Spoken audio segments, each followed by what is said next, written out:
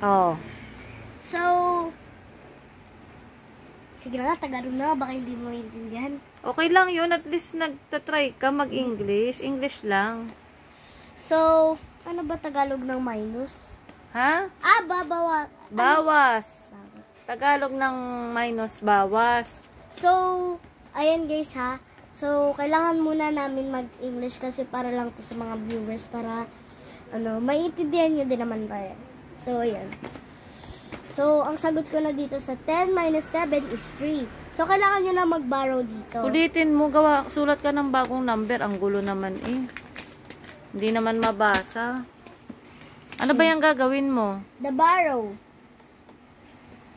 Ano ba yan? Addition, subtraction, ano? Hindi ko alam. Minus, minus. Yes, is minus, but meron siyang borrow. Magbabaro ka sa katabi mo. Go. So, first, 1. Look. Kita ba? Oh, yeah. And, I'm gonna put here 8. 8. And ilan yan? 800. Yan. And I'm gonna put here. I'm gonna write here.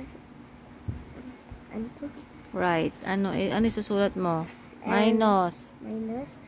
And I'm gonna put 675. Oh, 6. Ang liit naman. 6, 7, 5. Go. Don't mind this. Okay. And I'm gonna do, this is gonna be 10. Oh, masusulatan mo pa higaan masyado. Ang laki-laki ng space dito sa gitna. Diyan mo inilagay sa taas. And I'm gonna put here 9. Don't mind. So, and this is gonna be X because we're gonna borrow here.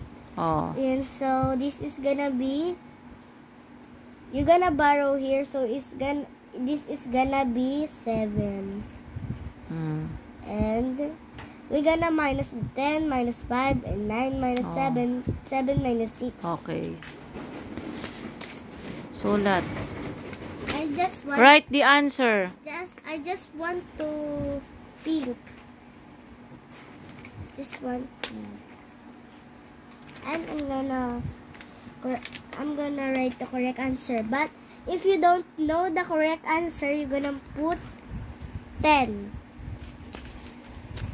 Okay na yan. Kaya mo na yan. Huwag ka nang mag-write ng lines. Oh, minus. The correct answer is 5. Bakit naging 5 ba yan? Bakit naging 5? Kasi, ima-minus mo sila. So, alin yung number? 10? Yung malaking, number, yun yung yung maliit na number, yun yung babawasan. Hindi. Ay, yung 10 yung babawasan, yung malaking number. Oh, go. So, the 5, sabihin mo, 10 minus 5. Oh, equals.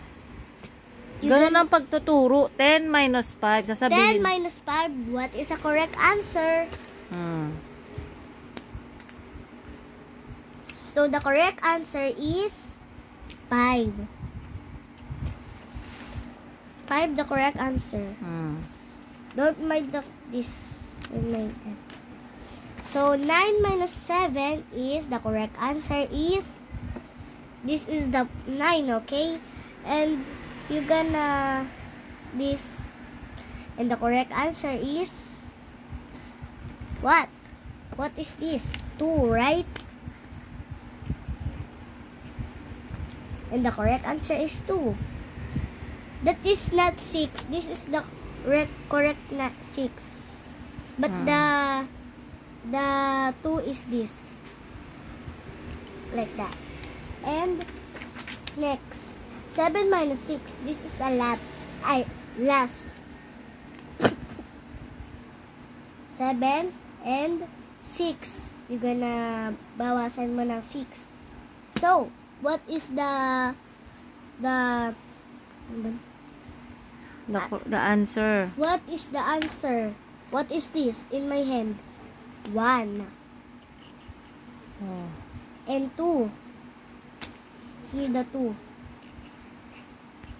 is